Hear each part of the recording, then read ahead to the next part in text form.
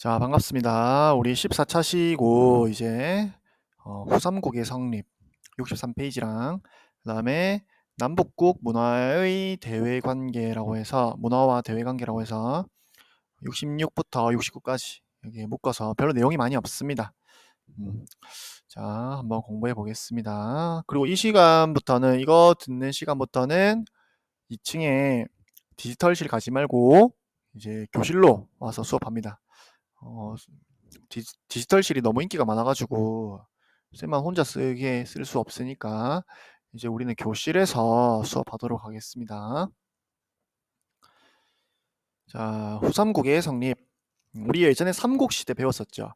그 삼국시대에 바로 신라, 백제, 고구려가 있었던 시대고 이제 통일신라가 우리가 다시 쪼개집니다. 쪼개지면서 이제 여기 지도에 보면 신라, 후백제, 후고구려 이렇게 나라가 나뉘게 되죠. 여기 이 시대를 후삼국시대라고 부릅니다. 자, 그래서 우리 저번 시간에 배웠던 거랑 연결되는데 이제 9세기 말부터는 이제 신라 중앙정부가 이제 지방을 통제할 수 있는 지방을 통제를 못하게 되죠, 더 이상. 그러면서 지방은 이제 호족들이 각 지방을 지배하게 됩니다. 자, 근데 이 호족들도 서로 힘이 더 센 호족도 있고 힘이 더 약한 호족도 있고 그렇겠죠? 자, 그래서 이 호족들이 근데 힘이 약하다 보면 신라에서 중앙 정부에서 군대를 보내서 이 지방 호족들을 진압하고 진압을 해야 거기서 세금을 거둘 수 있겠죠. 그러다 보니까 이 호족들도 서로 이제 힘을 합치게 됩니다. 그리고 호족들끼리 서로 싸우는 경우도 많고 자, 그래서 이렇게 이 각 지방 호족들이 이제 힘을 합쳐서 이 견훤, 이 궁예 이런 사람들을 모시고 하나의 국가가 형성되게 됩니다. 자, 그래서 이 견훤이 세운 국가는 이제 후백제라고 하는 국가이고 이 후백제의 수도는 전주입니다. 거의 뭐 전주 비빔밥으로 다 알고 있는 나라죠. 그래서 이 견훤이라는 사람은 원래 이 신라의 지방을 지키는 군인 중에 한 명이었습니다.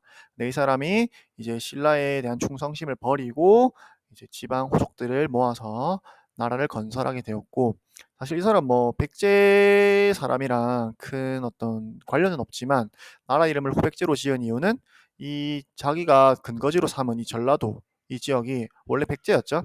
그러다 보니까 어떤 그 지역 사람들의 어떤 충성심을 이끌어내기 위함이 아니었을까.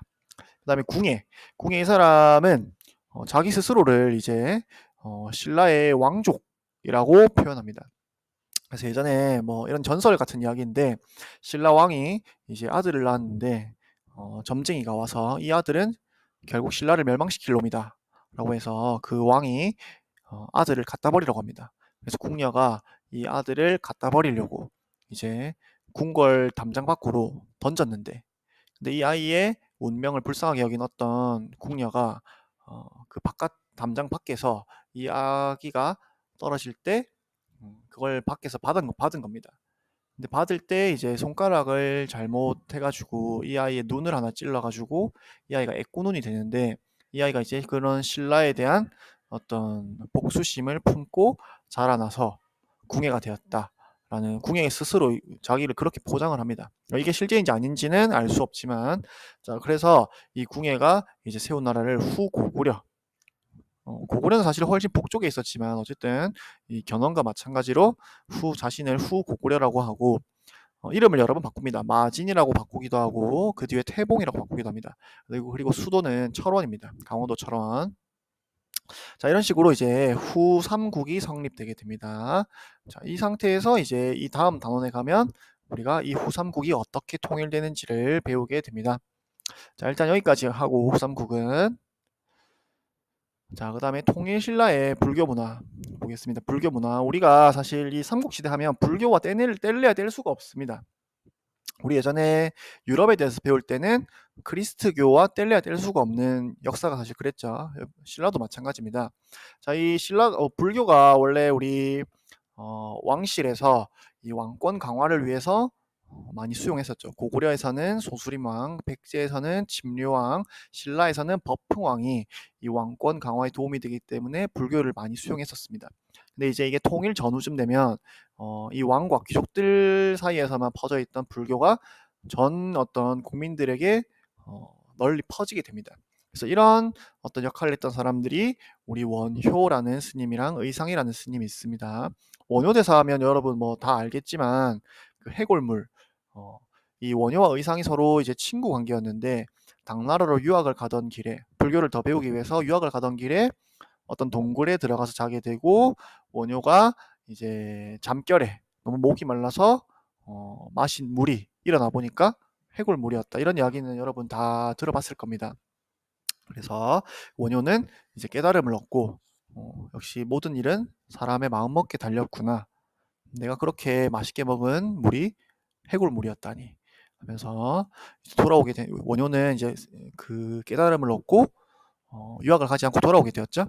그래서 이게 돌아와서 이제 나무아민타불만 외우면 모든 사람이 다 성불 가능하다. 그래서 모든 글을 읽을 수 없는 일반 대중들도 이제 이 원효를 따라서 나무아미타불, 관세음보살 이런 것만 외우면서 불교를 믿게 되는데 큰 공헌을 한 게 바로 원효라는 스님입니다. 그 다음에 의상이라는 스님은 이제 당나라로 유학을 가게 되었고, 여러분 이제 2학년 때 수학여행 때 우리 부석사 갔던 거 기억나는지 모르겠습니다.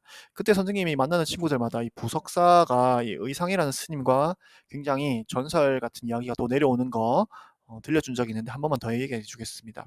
이 당나라 유학을 갔을 때 그 의상이라는 스님이 이제 어떤 집에 하숙을 합니다.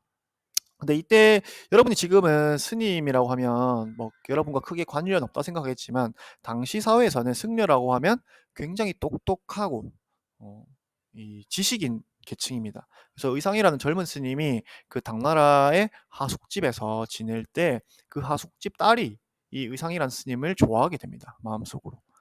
자, 근데 이 의상이라는 스님이 유학을 하던 길에 이 당나라가 신라를 침공해 온다라는 비밀 정보를 듣게 됩니다. 그래서 의상이라는 스님이 이제 급하게 귀국을 해서 이걸 빨리 신라에 알려야겠다라고 해서 급하게 귀국을 하는데 그 하숙집 딸이 이제 의상이라는 스님을 위해서 옷을 만들고 있었는데 이 옷을 전달해 줘야 되는데 의상이라는 스님이 갑자기 신라로 귀국해서 배를 탔다는 이야기를 듣습니다. 그래서 이 하숙집 딸이 급하게 그 옷을 전달해 주려고 항구로 뛰어갔는데 이미 배가 떠난 거였습니다. 그래서 이 여자가 이제 정말 슬프게도 이러면 안 되지만 그 의상이라는 스님을 내가 죽어서라도 지켜주겠다라고 해서 그 바닷가에 몸을 던집니다. 그래서 이, 이 여자가 이제 용이 되어서 이 배를 지켜주게 됩니다. 그래서 이 무사히 이제 신라에 도착한 의상 스님은 이제 절을 하나 짓게 되는데 이 절을 지을 때 그 동네 깡패들이 와가지고 여기 왜 절을 짓냐 하면서 뭐 돈 내라, 이제 뭐 흔히 여러분 드라마에서 많이 보는 그런 스토리 있죠. 그래서 의상이라 스님이 굉장히 절을 지을 때 그런 고통을 겪게 됩니다. 그 깡패들한테. 그래서 그 깡패들이 의상이라는 스님을 괴롭히려고 하니까 갑자기 그 아까 딸이 용이 되었다고 했죠? 이 커다란 돌이 갑자기 날아오면서 공중에 떠서 날아오면서 이제 그 깡패들을 이 위협해서 돌이 그 깡패들이 도망가게 됩니다. 이 스님은 너무 정말 대단한 스님이구나. 건드리면 안 되겠다 하면서 그래서 이 의상이라는 스님이 거기에 절을 짓고 이 날아다닌 돌, 그래서 우리가 이걸 한자로 부석이라 부릅니다. 우리 그 물에 뜨는 힘을 부력이라고 하죠. 부력. 부자는 뜨는 겁니다. 뜨는 거. 석은 돌이고. 그래서 돌이 떴다라는 그런 전설이 얽혀져 있는 게 이 바로 부석사이고 우리가 2학년 때 방문했던 그 절입니다. 뭐 그 엄청 계단 높이 올라갔던 그 절 기억나죠, 여러분? 음. 자, 이 절 기억나죠? 이 무량수전. 나중에 우리 고려시대 하면 또 배울 겁니다. 부석사 무량수전. 우리나라에서 가장 오래된 목조 건축물 중에 하나입니다. 자, 그리고 이 통일신라 시대 때 대표적인 불교 건축물 중에 또 유명한 것이 바로 이 불국사가 있죠. 불국사. 그래서 이 불국사와 석굴암, 어떤 불교의 이상적인 사회를 보여주는 그런 거라고 할 수 있고, 이 특히 불국사에 있는 이 석가탑이라고 하는 이 탑은 가장 대표적인 통일신라 시대의 석탑 중에 하나입니다. 이 불국사와 석굴암에도 굉장히 재미있는 전설이 있는데 여기 말해주려고 하니까 벌써 10분이 다 돼가네. 말 안 하겠습니다. 그래서 가장 대표적인 불교 건축물, 통일신라 시대 때 불교 건축물 중에 하나이다라는 거. 그 다음에 우리 저번 시간에 배웠던 게 이 선종이라는 신라 말기에 가면 선종이라는 새로운 불교 종파가 유행한다고 했죠. 그래서 이런 선종이 유행했던 절에는 이런 승탑이나 탑비라는 어떤 새로운 건축물들이 이렇게 등장하기도 합니다. 그다음에 성덕대왕 신종 이렇게 말하면 여러분들이 잘 모를 것 같고 에밀레 종이라고 하면 여러분이 좀 들어본 친구가 있을 것 같은데 이것도 전설이 있죠. 종을 만들 때 어떤 아기를 던져 넣어야 그 종이 굉장히 소리가 깨끗해진다라는 전설로 어, 그 종을 만드는 그 쇳물에 어떤 아기를 던져서 만든 종이 에밀레 종이고 그래서 이게 종을 칠 때 그 아기가 엄마를 부르는 에밀레 에밀레 이런 소리가 난다는 전설이 있는 게 바로 이 성덕대왕 신종입니다. 근데 이게 여러분 전설이니까 뭐 실제로 설마 아기를 던졌겠습니까?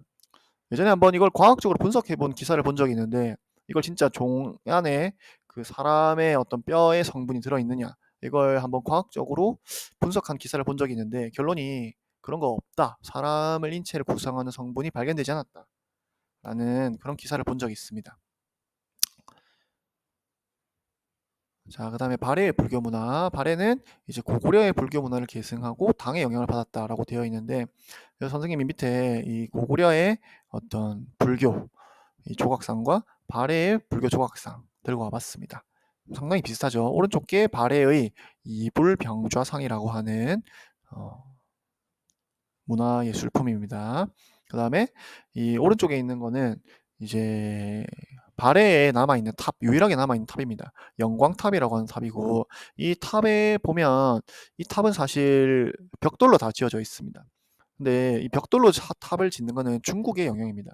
우리나라에는 벽돌로 지은 탑이 거의 없습니다. 경주에 가면 분황사 석탑이 본황사에 가면 탑이 남아있는데 그것만 벽돌로 되어 있고 나머지 탑들은 벽돌로 되어 있는 게 거의 없습니다. 근데 중국에 가면 대부분의 탑들이 이렇게 다 벽돌로 지어져 있습니다. 그래서 이런 것들은 어떤 당의 영향을 받았다라고 볼 수 있겠습니다. 자, 그 다음에 통일신라의 대외 교류. 그래서 우리가 사실 이렇게 옛날이라고 하면 별로 교류가 없었다고 생각하기 쉬운데 굉장히 교류가 활발합니다. 특히 통일신라 시대 때 국제무역항 중에 가장 대표적인 게 울산항이랑 당항성, 당항성입니다. 당항성은 주로 중국을 가는 데 썼겠죠. 그다음에 울산항은 이슬람 교도들이 굉장히 많이 찾아옵니다. 서역에서 그 페르시아에서도 이렇게 많이 와서 무역을 합니다. 그래서 이거랑 관련된 재미있는 또 전설 이야기해주고 싶은데 벌써 13분이 다 돼가네. 처용설화라는 게 있습니다. 처용설화. 이 처용이라는 사람의 전설을 너희가 뭐 쌤이 다 말해줄 수는 없고 검색해보면 이 처용이라는 사람이 말해줄 시간이 없네. 한번 검색해보세요. 재미있는 전설이 있습니다. 그 사람이 처용이라는 사람이 그래서 그 이슬람 사람으로 추정이 되고 있습니다. 그 다음에 당과는 정말 교류가 활발했겠죠? 우리 저번 시간에 배웠지만 그 최치원이나 그 육두품들 중에 많은 사람들이 당나라에 건너가서 그 당나라 과거시험 빈공과에 합격을 해서 벼슬까지 하는 경우도 많습니다. 그 다음에 얼마나 많은 사람들이 살았는지 산둥반도라는 곳 여기 보면 등주라고 되어 있는 툭 튀어나온 부분 있죠? 여기가 바로 산둥반도입니다. 산둥반도에는 신라인들이 모여있는 신라방 그 다음에 그런 사람들을 감독하는 신라소 그 다음에 신라 사람들이 어떤 종교 행사를 하는 신라원 이런 것들이 있을 만큼 엄청난 규모로 신라인들이 살았다는 것을 알 수 있습니다. 그 다음에 완도에는 이제 장보고 청해진 우리 저번 시간에 한 적 있습니다. 역시 왕권 다툼에 개입했다가 결국 암살당했던 사람이 장보고죠.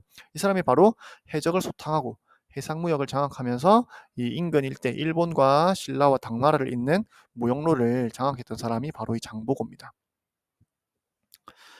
발해 역시 굉장히 교류가 활발한데 이 처음에 무왕 때는 선생님이 많이 싸웠다고 했죠 당나라랑. 근데 이제 문왕 이후에는 교류가 굉장히 활발해지고 특히 산둥반도에는 발해 사신을 접대하기 위한 발회관도 있었고 그다음에 발해와 신라도 교류를 많이 했던 것 같습니다. 이 신라도라는 길이 있었습니다.